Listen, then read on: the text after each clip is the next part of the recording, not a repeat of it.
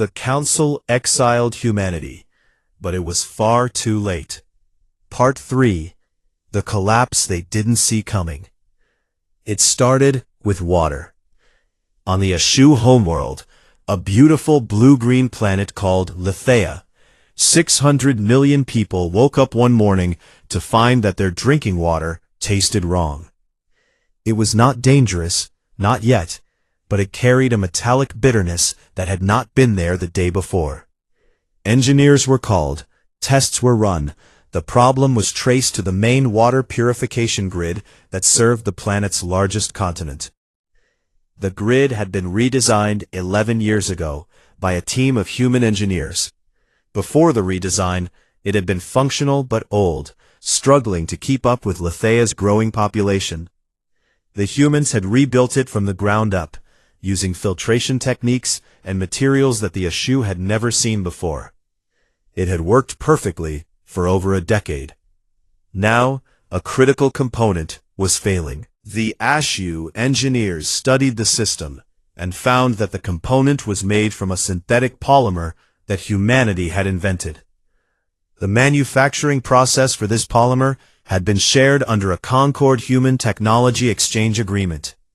That agreement had been voided the moment the exile was announced. The blueprints, the formulas, the manufacturing data, all of it was gone, removed cleanly by Shin Unji's teams during the withdrawal. The HFY engineers tried to reverse engineer the polymer. They failed. They contacted other Concord species for help. No one had anything like it. The component continued to degrade. Within a month, the purification grid was operating at 70% capacity. Within 2 months, 50%. Lithea, a planet that had not worried about clean water in centuries, was now distributing it in measured containers. And Lithea was only the beginning. Across the galaxy, in the financial heart of the Concord, the Tavori were discovering their own problem. The Tavori were bankers. Their species had built the interstellar economy that held the Concord together. And they were very proud of this fact. What they were less proud of, and what most of them had quietly forgotten, was that their entire banking security system ran on quantum encryption designed by human programmers. The encryption itself still worked, but encryption is not a wall you build once and forget. It needs constant updating, constant patching against new threats. The humans who had built it had also been the ones maintaining it, running updates, closing vulnerabilities, adapting to new attack methods. Now, those humans were gone, and the Tavori's own programmers did not fully understand the system they had inherited. The first breach was small. A regional bank on a minor Tavori colony lost a small amount of currency to an unknown attacker. The Tavori investigated, found the vulnerability, and patched it. Badly. The patch created 2 new vulnerabilities. Within weeks, the breaches multiplied. Currency began to leak out of the system through holes that the Tavori could not close fast enough. The interstellar markets noticed. Confidence in the Tavori banking system, which had been rock solid for 1,000 years, began to waver. Trade slowed. Prices fluctuated.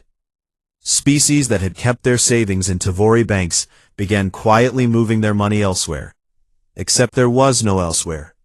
The Tavori system was the only system. There was no backup. Then came the medical crisis. 17 Concord species relied on a compound called Helenix-9. It was a broad-spectrum cellular repair agent, the closest thing the galaxy had to a universal medicine.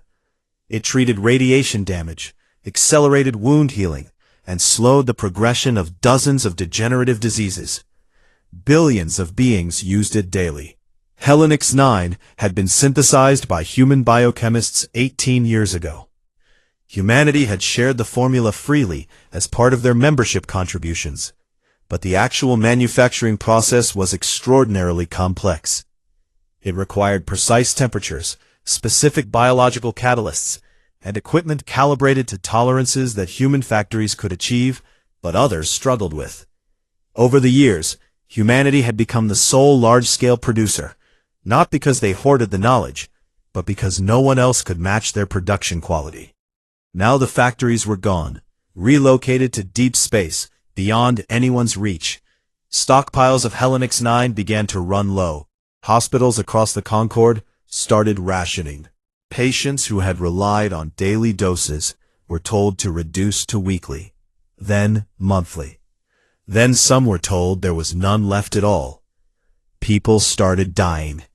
Not in dramatic numbers, not in plagues or epidemics, but in the slow, quiet way that people die when the medicine they need simply no longer exists. An old Koraf soldier whose radiation scars had been kept in check for years. A young Ashu child whose genetic condition had been manageable with treatment. One by one, in hospitals across the galaxy, lives that should have continued simply stopped. The Concorde Council called emergency sessions. Droman stood before the delegations and spoke with the confident anger of someone who needed someone to blame. "This is sabotage," he declared. "Humanity has deliberately crippled our infrastructure on their way out. This is an act of war, and we should respond accordingly." The chamber murmured with agreement. It was a comfortable explanation. It made the problem someone else's fault. Then Pelara stood. She had not requested speaking time. She simply stood from her seat in the Ashu section, and the chamber fell quiet, because there was something in her face that demanded silence. Her silver skin was pale. Her dark eyes were hard. "Commander Dramon is wrong," she said. Her voice was calm, but it carried to every corner of the chamber. "Humanity did not sabotage anything. I have reviewed every record, every transaction, every technology transfer agreement from the past 42 years. Humanity removed what was theirs. They took their inventions, their designs, their intellectual property. They were not required by the terms of the exile to leave any of it behind, and they did not." She looked around the chamber. "We told them to leave. They left. The fact that we are falling apart without them is not their crime. It is a confession that we needed them far more than we were willing to admit, and that we exiled them anyway because their competence made us uncomfortable." Valith's 6 eyes narrowed. "Representative Pelara, you are out of order." "I am out of patience," Pelara replied. "My home world is rationing water for the first time in 800 years. Children on Lithia are getting sick because we cannot fix a machine that humans built for us out of kindness. I will not sit here and listen to anyone call this sabotage.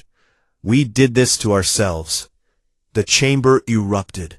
Delegates shouted over each other. Valith called for order 3 times before the noise died down. Pelara was formally censured for speaking without authorization, but the damage was done. Her words spread across the Concorde's communication networks within hours. Public opinion, which had largely supported the exile, began to crack. On 7 different Concorde worlds, minor species sent secret envoys into deep space, searching for the humans. They carried messages that said roughly the same thing. "We disagreed with the exile. We want to trade. We need help. Please respond." The envoys searched for weeks. They found nothing. Humanity had vanished beyond the edge of known space, as if they had never existed. But humanity saw everything. In the forge, deep in the void between stars, Admiral Han Doyu sat in his command center and read the intelligence reports that flowed in from Shin Unji's hidden sensor network. He read about the water crisis on Lithia. He read about the banking failures. He read about the hospitals running out of Helix 9. He read Pelara's speech, word for word. Or rather, he felt something, but he had spent 30 years learning to put feelings in a box when strategy required it. Yunji stood beside him, a cup of tea in her hands, reading the same reports on her own screen. "Concorde GDP has dropped 14% in 6 months, she said. "Military readiness across 4 major fleets is down by 20% due to maintenance failures on human-designed components. Diplomatic tensions between member species are the highest they have been in 3 centuries. Doyu nodded slowly. And the Naru? He asked. Yunji pulled up a different display. At the far edge of the galaxy, beyond Concord space, a massive formation of ships was moving. Slowly, but steadily, getting closer. Still on course, she said. Estimated contact with Concord outer territories in 4 to 6 months. Doyu looked at the ships on the screen. The empire that the Concord had been nervously watching for centuries, but had never had to face, because their borders were far away and their expansion was slow. That was no longer the case. Does the Concord know? He asked. Their early warning systems in that sector were maintained by our technicians, Unji said. Those systems have been degrading since we left. I estimate they will detect the Naru approximately 2 weeks before contact. Not enough time to prepare. Doyu was quiet for a long moment. Then he stood and walked to the viewport. Outside, in the vast hollow interior of the forge, a fleet of warships hung in rows like sleeping birds. Beautiful, deadly, and unlike anything the galaxy had ever seen. How is the fleet? He asked. From across the room, Bei Jisu's voice came through the communication channel. She had been listening. 78% complete, Admiral. We will be ready before the Naru arrive. I guarantee it. Doyu nodded. He looked at the fleet, then back at the intelligence reports, showing a galaxy slowly falling apart, without the species it had thrown away. We were never their guests, he said quietly. We were their foundation, and they just kicked out their own foundation. He turned to Inji. Now we watch the building fall, and when it does we decide what we want to build on the rubble. H1. The Council exiled humanity. But it was far too late. Part 4. The Wolves Arrive. The Naru did not announce themselves. They did not send diplomats or warnings or demands. They simply arrived. The first sign was a distress signal from a small Concord mining colony on the outer edge of mapped space. The colony was called Veth 3, home to about 40,000 beings, mostly from minor species who worked the asteroid fields for metals and minerals. The signal was short and full of static. Unknown fleet. Hundreds of ships. They are not responding to communication. They are firing. Please help. Please. Then nothing. By the time the nearest Concord patrol ship reached the Veth system, there was nothing left to save. The mining stations were burning wreckage. The colony surface installations were craters. 40,000 people were gone, and the only trace of the attackers was an energy signature that the Concord's databases could not identify. Except that was not quite true. Deep in the old archives, buried under centuries of dust, there were references to that energy signature. It belonged to the Naru Dominion. The Naru were old, older than the Concord, older than most species in the galaxy. They came from the far side of the stars, from a region of space that no Concord explorer had ever reached and returned from. What little was known about them came from ancient records and the occasional long-range sensor contact. They were conquerors. Their civilization expanded not through trade or diplomacy, but through absorption. They found other species, they broke them, and they used what was left for fuel and labor. Their empire stretched across thousands of systems, and for centuries it had been growing slowly toward Concord space. The Concord had always known the Naru were out there. They had prepared for the possibility of contact. Early warning sensor stations had been placed along the outer border, maintained by technicians from various species, including, until recently, humans.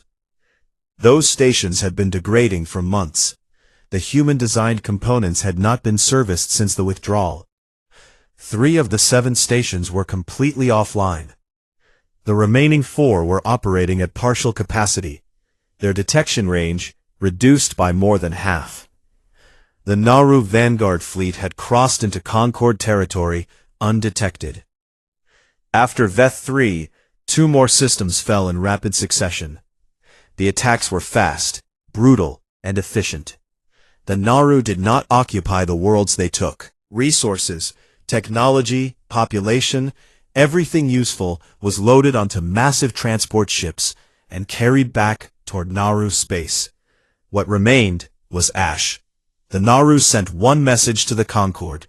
It was broadcast on all frequencies, translated into every known language. It said, "Submit or be fuel." Dromon wanted war. He had always wanted war. That was the Korath way, and he had spent his career building the Concorde's military into what he believed was the most powerful force in the galaxy. Now at last, he had an enemy worthy of that force. He assembled the combined Concorde fleet at the Oris system, a strategic choke point between the outer territories and the Concorde's core worlds. 400 warships from 12 species, the largest military gathering in Concorde history. Dromon stood on the bridge of his flagship and felt something close to joy. The feeling lasted until the battle began. The Nauru fleet that arrived at Oris was smaller than the Concorde force, only about 250 ships. But they were different. Their vessels were massive, angular things covered in a dark material that seemed to absorb light. Their weapons fired beams of energy that cut through Concorde shields like they were not there. And they moved with a coordination that suggested either perfect communication or a single controlling intelligence. But the real problem was not the Nauru. The real problem was the Concorde fleet itself. Dromon gave orders, and things went wrong. Ships that should have moved in formation drifted out of position because their navigation systems were glitching. Human-designed software that had managed fleet coordination for decades was running without updates, and the small errors had compounded into large ones. Weapons platforms that relied on human-engineered targeting algorithms fired late or missed entirely. Communication between ships from different species broke down because the universal translation protocols, originally streamlined by human linguists, were producing errors and delays. The Concorde fleet fought bravely. Individual captains performed acts of genuine heroism, but bravery could not overcome systemic failure.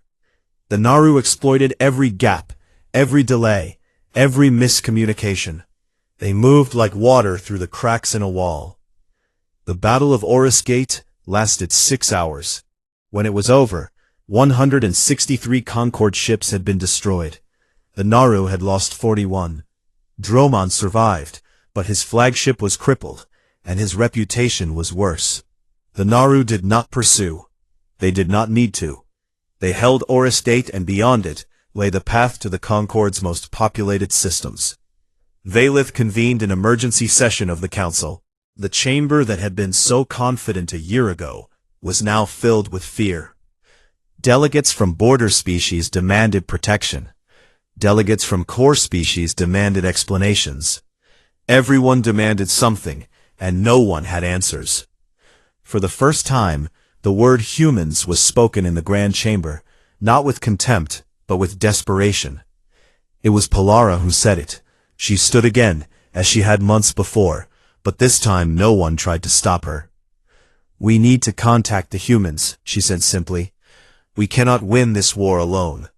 Our fleet has been degraded by the loss of human technology. Our economy is failing. Our people are sick and afraid. The humans have the technology, the resources, and the strategic ability that we lack. We need them." Dromon, his pride wounded, and his scales still marked with burns from the battle, snarled, "We will not go begging to the species we exiled." "Then we will die proud," Polara said. "Is that preferable?" The chamber was silent. Valith sat on his high seat and looked very old. "Send the message," he said. The signal was broadcast into deep space on every frequency humanity had ever used. It was simple, stripped of ceremony and politics. It said, "The Concorde requests the assistance of humanity against an existential threat. We are willing to negotiate terms." The signal crossed the void and reached Shin Unji's sensor network within hours. She brought it to Doyu. The Admiral read the message 3 times. Then he set it down and did nothing for an entire day.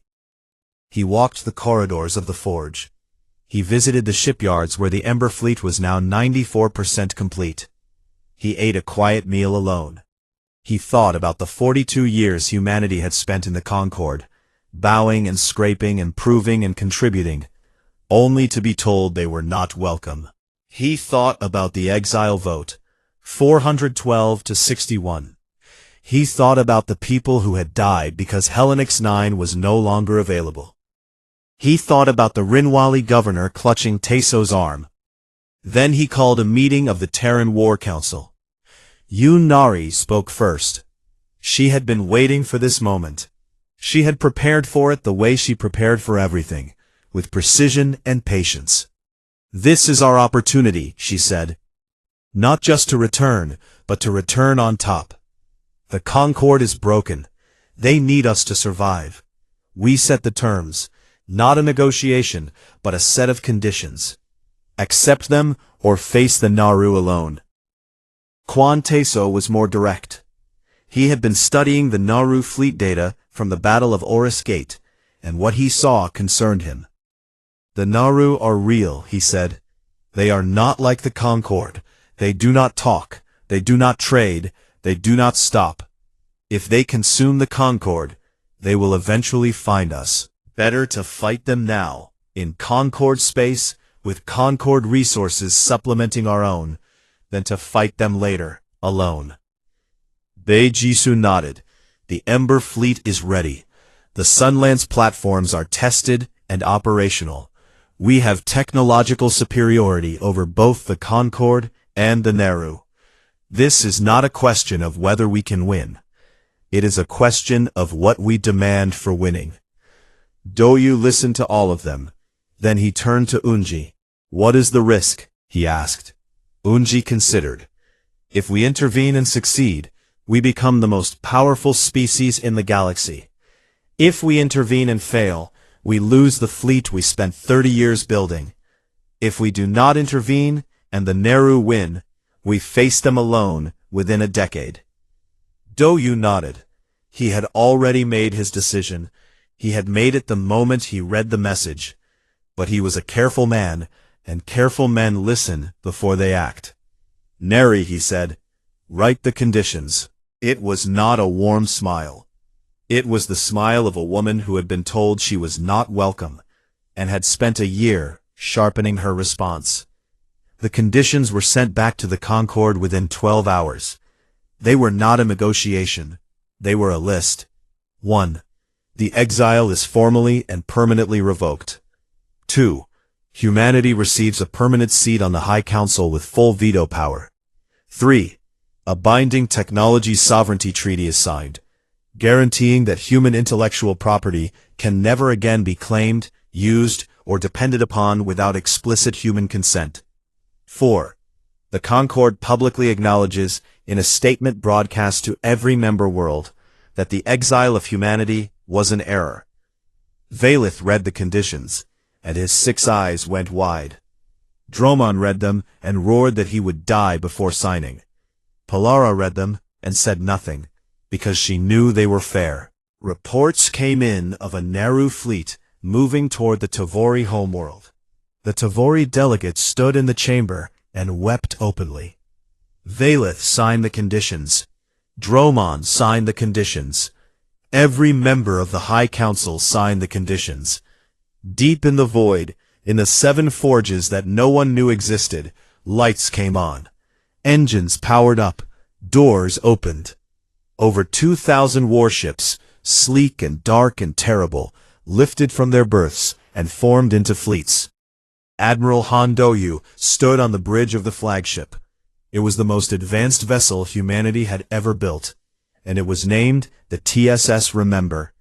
The name had been chosen by a vote among the crew. Everyone understood what it meant. Doyu looked out at the fleet forming around him, ship after ship after ship, stretching into the darkness in perfect rows. Behind him, his bridge crew sat at their stations, calm and focused. Teso was in the vanguard. Jisoo was monitoring the Sunlance platforms. Unji was coordinating intelligence. Nari was composing the broadcast that would announce humanity's return. Doyu gave one order.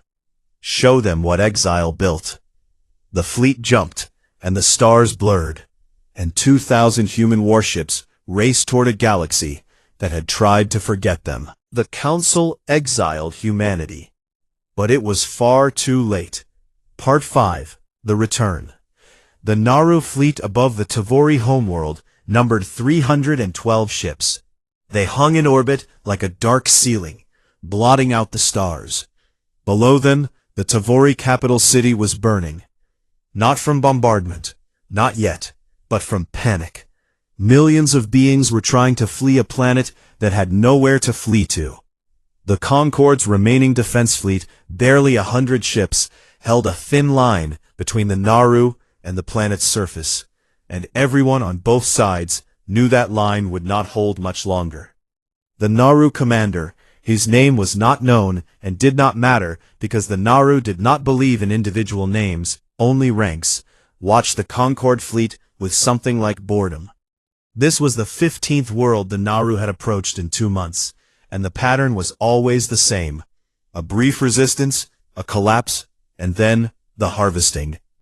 It had spent thousands of years talking instead of fighting, and now it had forgotten how to do either one well. The commander gave the order to advance. The Naru fleet began to move forward, slowly, like a wave that knows the shore cannot stop it. And then the sky broke open. 2,000 human warships dropped out of faster-than-light travel in a single, perfectly synchronized moment. They appeared in a formation so tight and so precise that from a distance it looked like a wall had materialized in space. The formation was not random. It was shaped like an arrowhead, pointed directly at the heart of the Naru fleet. For 3 full seconds, nothing happened. The Naru fleet stopped. The Concorde fleet stopped. Even the fires on the planet below seemed to pause, as if the universe itself was holding its breath. Then Quan Teso's voice came over the open communication channel, broadcast to every ship in the system, Concorde and Naru alike. This is Captain Quan Teso of the Terran Vanguard Fleet. To the Concorde forces, hold your positions. We will handle this. To the Naru forces, you have entered space that is now under Terran protection. You will withdraw immediately, or you will be removed. You have 60 seconds to respond. The Naru did not respond with words. They responded the way they always did. The commander ordered all ships to fire. 300 Naru weapons locked onto the human fleet and fired simultaneously. Beams of energy that had cut through Concorde shields like paper raced across the void toward the Terran ships. The beams hit, and nothing happened. The Terran ships did not explode. They did not burn. They did not even slow down. Their hulls, coated in a material that Bei Jisoo had spent 15 years developing, absorbed the energy and dissipated it like water on hot stone. The Naru fired again.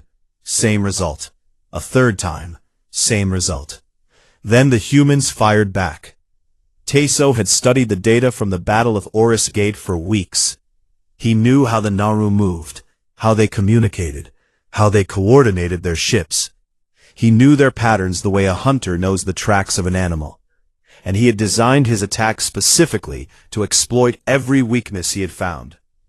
The Terran fleet split into 12 strike groups, each one moving independently, but coordinated through a communication system so fast and so encrypted that the Naru could not intercept or disrupt it. Human electronic warfare systems, technology that no species in the galaxy had ever seen, reached into the Naru fleet's communication network and tore it apart. In an instant, 300 Naru ships went from a coordinated force to 300 individual vessels, each one blind, deaf, and alone. Then the Sunlance platforms activated. Jisoo had built 12 of them, each one a mobile weapons platform the size of a small moon. They did not fire projectiles or beams. They focused directed energy, pulling power from miniature fusion cores and concentrating it into lances of pure, focused force that hit with the power of a small star. The first sunlance shot struck a Naru capital ship, a massive vessel nearly 2 kilometers long, and broke it in half. The two halves drifted apart, glowing white at the edges, and then went dark. The Naru had never lost a capital ship in battle.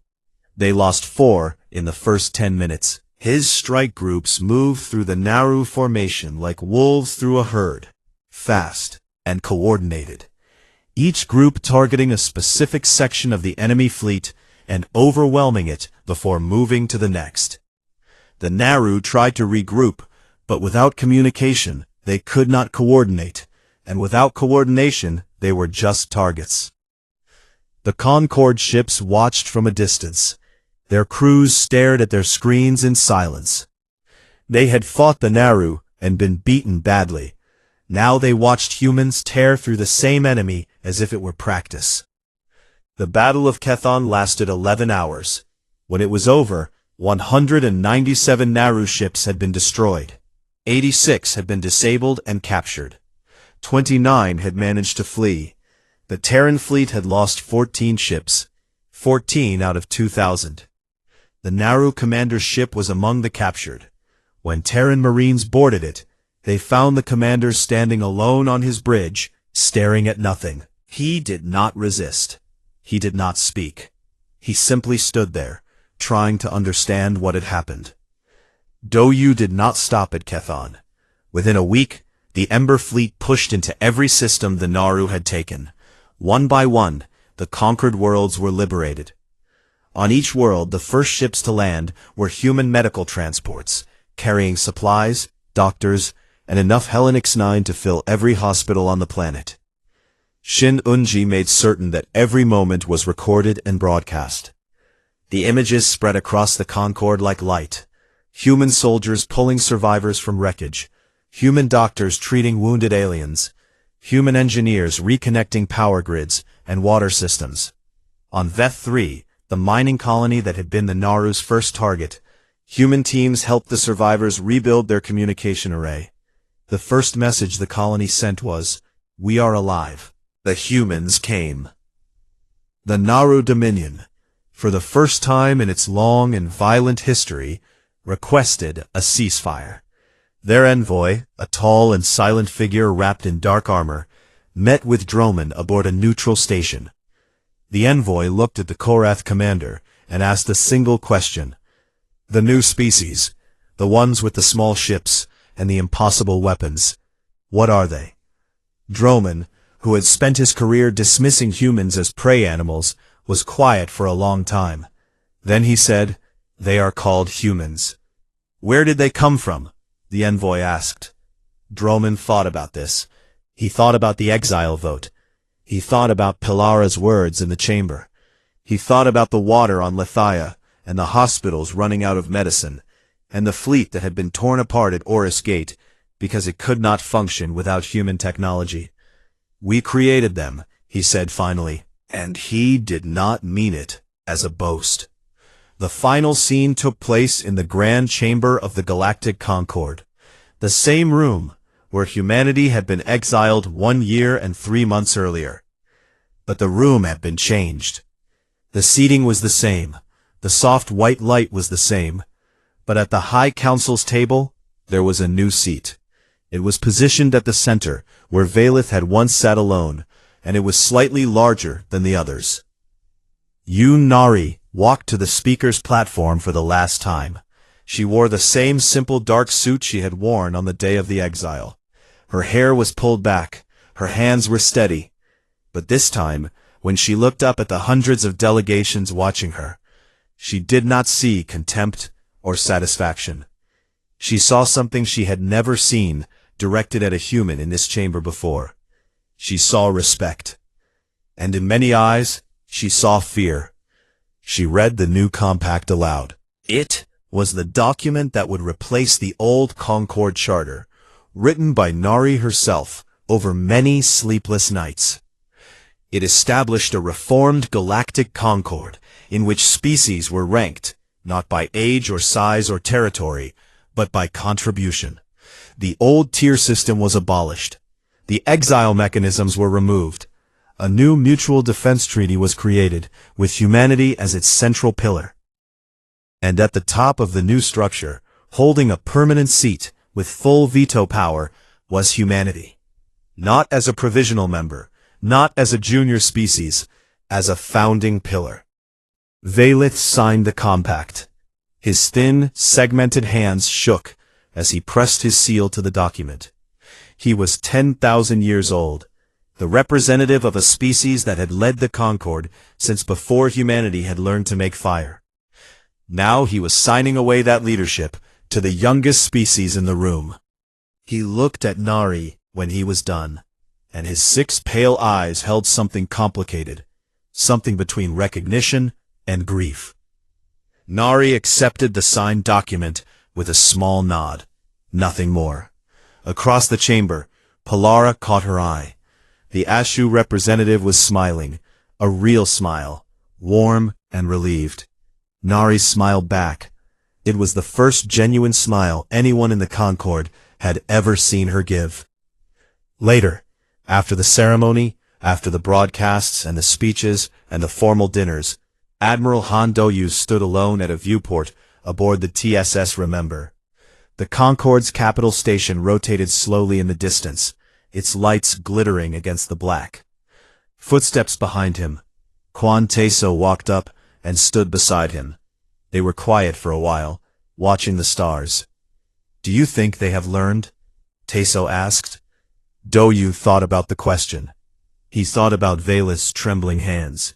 He thought about Draman's silence. He thought about the Naru envoy asking what humans were, and about the Concord species who had sent secret envoys looking for humanity when everything began to fall apart. He thought about the Rinwali governor, who had held Teso's arm and said he was sorry. "They have learned that they need us," Do-yu said. "Whether they have learned to respect us, that is a longer lesson." Teso nodded slowly. "And if they forget again?" Do-yu looked at him.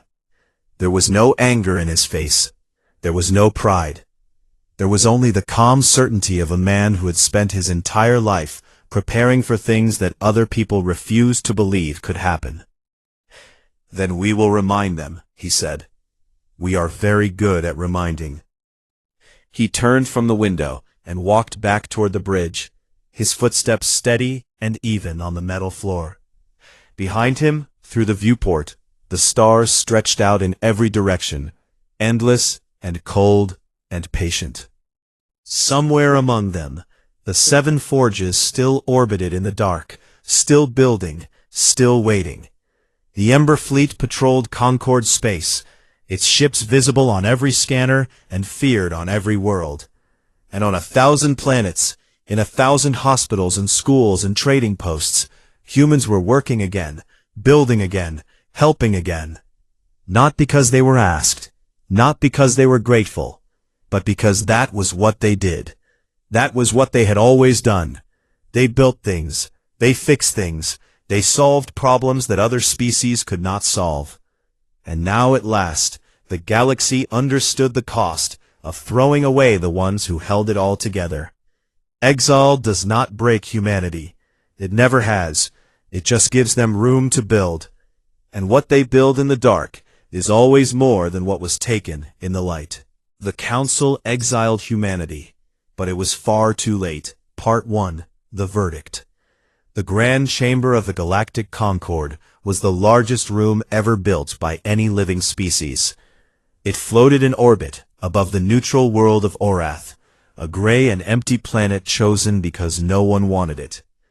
The chamber was shaped like a bowl, with thousands of seats rising in rings around a single platform at the center. Every seat was filled. Representatives from over 300 species sat in their designated sections, some breathing air, some breathing methane, some not breathing at all. Light came from everywhere and nowhere, soft and white, designed to offend no one's eyes. At the center of it all, standing alone on the speaker's platform, was Nari. She was not a tall woman, She wore a simple dark suit, the kind that human diplomats preferred because it carried no symbols, no decorations, and no apology. Her black hair was pulled back tight. Her hands were still at her sides. She looked calm, but anyone who knew her well would have noticed the small tension in her jaw. She was not calm. She was furious. But fury, when controlled, looked exactly like patience. Above her, on the highest ring of seats, sat the 3 members of the High Council. Valeth, the High Arbiter, occupied the center seat. He was tall and thin, with a body like a stick insect, wrapped in dark ceremonial cloth. His species, the Orthon, had led the Concord for 10,000 years. They moved slowly, spoke slowly, and believed that speed in all things was a sign of poor character. Valeth looked down at Nari with 6 pale eyes that showed nothing. To his left sat Dromon, the military commander. He was reptilian, thick and heavy, with green-black scales and a mouthful of teeth that he never bothered to hide. His species, the Korath, respected only strength. He looked at Nari the way a predator looks at something too small to eat. To Valeth's right sat Pilara, the representative of the Ashu collective. She was soft-featured and silver-skinned, with wide, dark eyes that seemed to hold sadness even when she smiled. The Ashu were empaths. They could feel what others felt. Pilara looked at Nari, and her expression was difficult to read. It might have been guilt. Valeth raised one long segmented arm, and the chamber fell silent. When he spoke, his voice was dry and precise, translated instantly into every language present through the chamber systems. The Galactic Concord has reviewed the provisional membership of the species known as humanity, he said. Humanity was admitted 42 standard years ago, under the terms of the Provisional Integration Act. In that time, the Concord's Observation and Evaluation Committees have completed their assessment.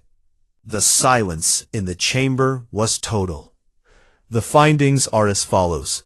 Humanity has demonstrated an unstable rate of technological growth that exceeds all predicted models. Humanity has shown repeated patterns of aggressive territorial expansion within permitted zones, and has tested the boundaries of restricted zones on 14 documented occasions. Humanity has refused to accept its designated placement within the Concord species tier system. Humanity has, on multiple occasions, attempted to influence the internal politics of other member species through economic and cultural means. Nari's jaw tightened, but she said nothing. Not yet. Valeth continued. Based on these findings, the High Council has called for a vote on Resolution 7742, the full and permanent exile of humanity from the Galactic Concord. The result is 412 in favor, 61 against, and 19 abstaining. A murmur rolled through the chamber like a wave. Not surprise, more like satisfaction. Many of these species had wanted this for years. Humanity is hereby stripped of all membership privileges, trade agreements, and mutual defense protections, Valeth said. All human citizens, colonies, outposts, and vessels are ordered to withdraw from Concord-controlled space within 1 galactic standard year. After that date, any human presence in Concord space will be classified as hostile intrusion and dealt with accordingly.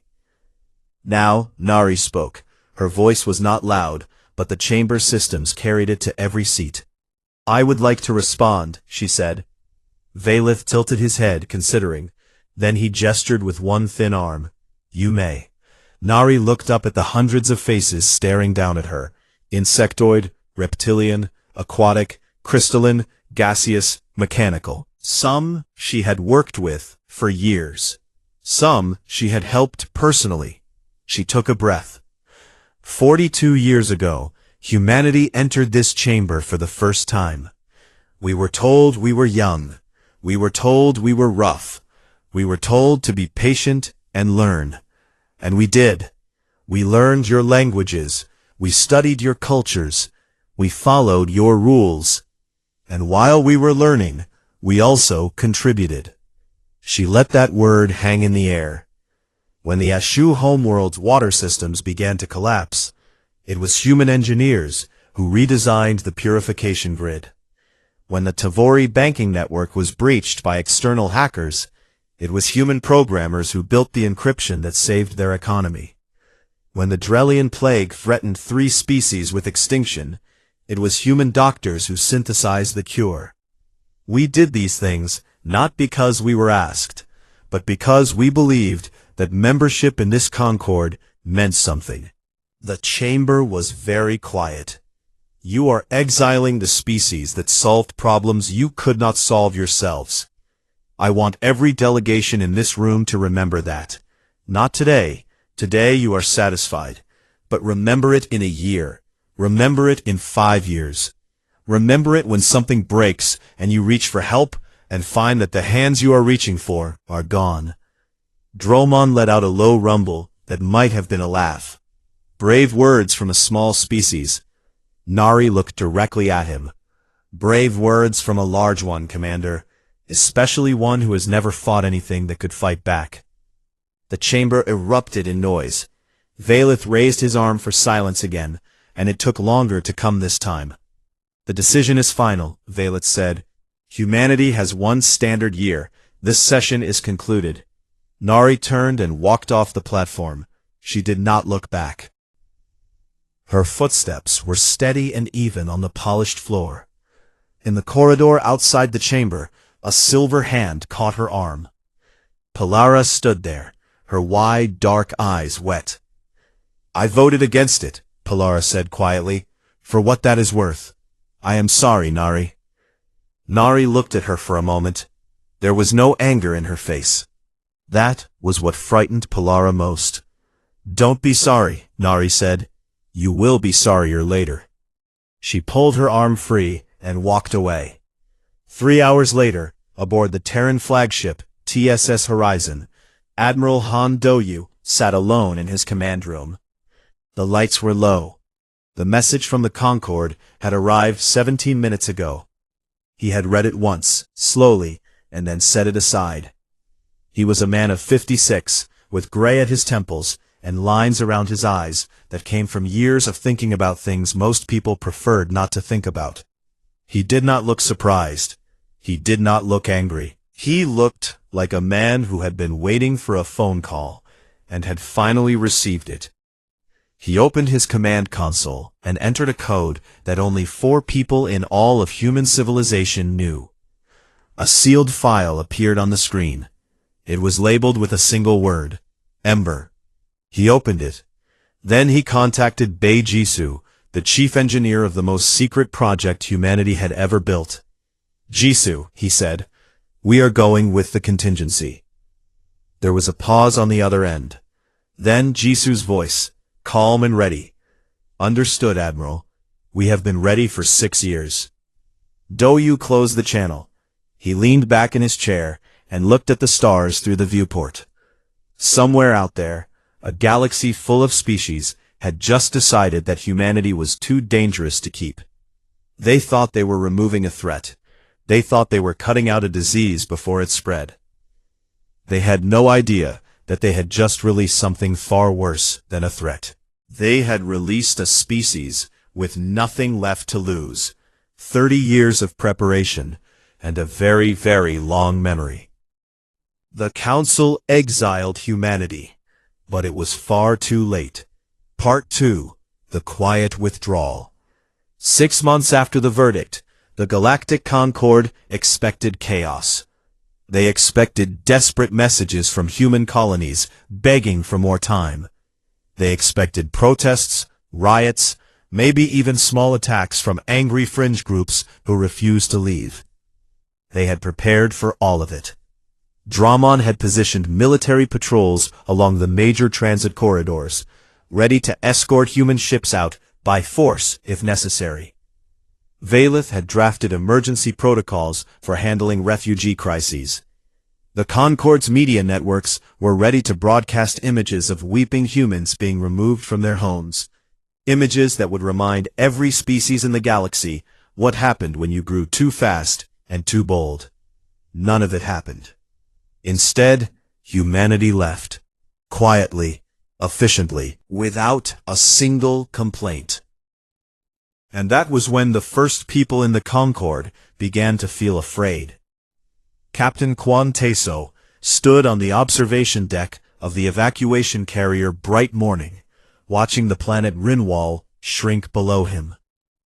He was 38 years old, born on a colony ship, raised in space, and he had spent the last 12 years of his life turning Rinwall's third continent into a thriving agricultural zone.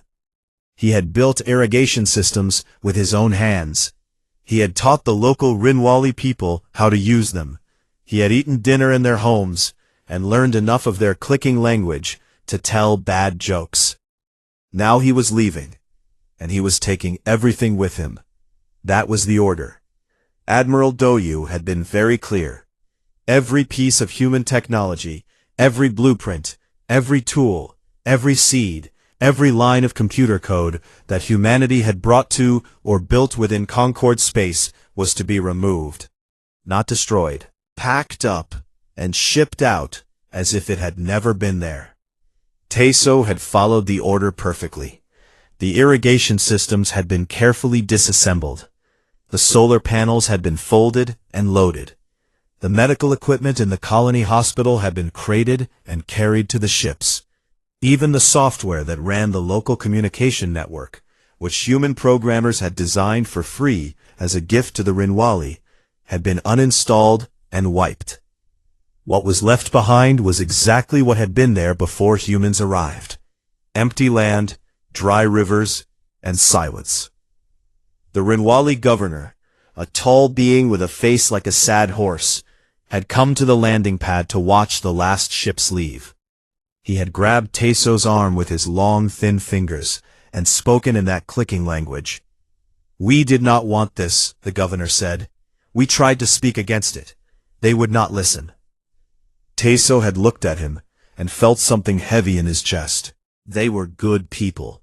But orders were orders, and more than that, Teso understood something the governor did not. This was not cruelty.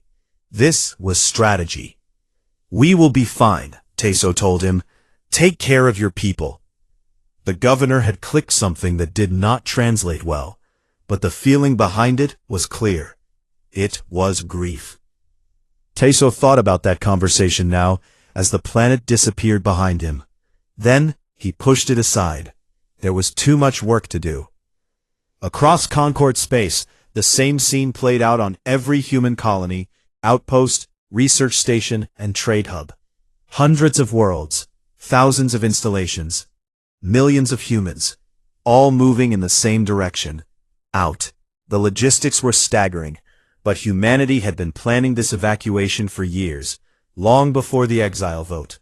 They had ships pre-positioned. They had routes calculated. What should have taken years took months. The Concorde watched and understood nothing. Meanwhile, in the shadows behind the visible withdrawal, a different operation was running. Shin Eunji, the director of Terran intelligence, sat in a dark room aboard an unmarked ship and coordinated the part of the evacuation that nobody was supposed to see. Eunji was 41, small, and had a face that people forgot almost immediately after meeting her. This was her greatest professional asset. She had spent 20 years building the most effective intelligence network in the galaxy, and she had done it so quietly that the Concorde did not even know it existed. Her teams were doing two things. First, they were making absolutely certain that not a single piece of human intellectual property remained in Concorde space. This went far beyond physical technology. Human scientists had published research in Concorde academic journals. Human artists had contributed to Concorde cultural archives. Human software engineers had written subroutines buried deep in Concorde infrastructure systems. Small pieces of code, so useful and so deeply integrated that the Concorde's own engineers had forgotten they were human-made. All of it was being identified, cataloged, and either removed or disabled through remote access. Second, Unji's teams were planting gifts. In the asteroid fields and gas giant atmospheres and dead moons of 47 Concord systems, our operatives were hiding tiny sensor relays. Each one was no bigger than a fist, powered by ambient radiation, and completely undetectable by any scanning technology the Concord possessed. Together, they formed a network that would allow Terran intelligence to monitor Concord space in real time, indefinitely. Unji checked the progress reports on her screen. 91% of the sensor network was operational. She allowed herself a small nod of satisfaction. Far beyond the borders of Concord space, past the edge of every map that any alien species had ever drawn, Beijisu stood inside the largest thing humanity had ever built, the Forge. It was a city inside a rogue planet. 28 years ago, Terran scouts had found the planet drifting alone in the dark between stars. A frozen rock with no sun, no orbit, and no purpose. They had hollowed it out. They had filled it with light and air and life. They had built shipyards and research laboratories and housing for 10 million people. They had powered the whole thing with a fusion core so advanced that it would have made the Concord's best physicists weep. And the Forge was only one of 7. Jisoo walked through the main shipyard, watching the skeleton of a new warship take shape above her. She was 35, tall and lean, with oil-stained hands and eyes that never stopped moving. She had been recruited for Project Ember straight out of university, and she had spent her entire adult life building things in secret. The ship above her was called a Tempest-class destroyer. It was faster than anything in the Concord fleet. Its armor was made from a material that humanity had never shared with anyone. Its weapon systems operated on principles that the Concord scientists had not yet discovered. And there were 300 more just like it, in various stages of construction across the 7 forges. Jisoo's communicator buzzed. It was a message from Admiral Doyu. Status report. She typed back. Ember fleet at 62% completion. Ahead of schedule by 4 months. The new sensor-blind coding is performing beyond projections. They will not see us coming. Doyu's reply was brief. Good. Keep building. Back in Concord space, Har Arbiter Valeth sat in his private chamber and reviewed the latest reports on the human withdrawal. Everything was proceeding according to the timeline. Humanity was leaving on schedule, without incident. By every measure, the exile was a success. And yet, something bothered him. He could not identify it precisely. It was like hearing a sound in an empty room and not being able to find the source. The humans were leaving too smoothly, too cleanly, as if they had packed their bags before the trip was announced. He mentioned this to Dromon during a private meeting. The military commander dismissed it with a wave of his heavy, scaled hand. They are prey animals, Dromon said. Prey runs. It is what they do. You are seeing patterns where there are none, Arbiter. Valeth was not reassured, but he said nothing more.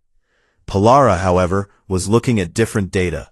She was studying trade records and infrastructure reports, and what she found made her stomach feel cold. The humans had not simply left. They had removed things that the Concord had come to depend on. Systems that had been running on human-designed technology for decades were now running on nothing. It was as if someone had quietly removed every third brick from a building. The building was still standing, for now. She filed a detailed report with the Council, flagging 17 critical dependencies that were now unmet. The report was marked as received. No action was taken. In the dark of deep space, aboard a Terran station that appeared on no map, Yunari stood before a holographic display of the galaxy. Every system that humanity had left behind was highlighted. She studied them for a long time, then reached out and changed their color. She changed them to gray. In the Terran military, Gray meant one thing: irrelevant. Nari turned off the display and went to bed. She slept well. For the first time in 42 years, she did not have to pretend to be grateful.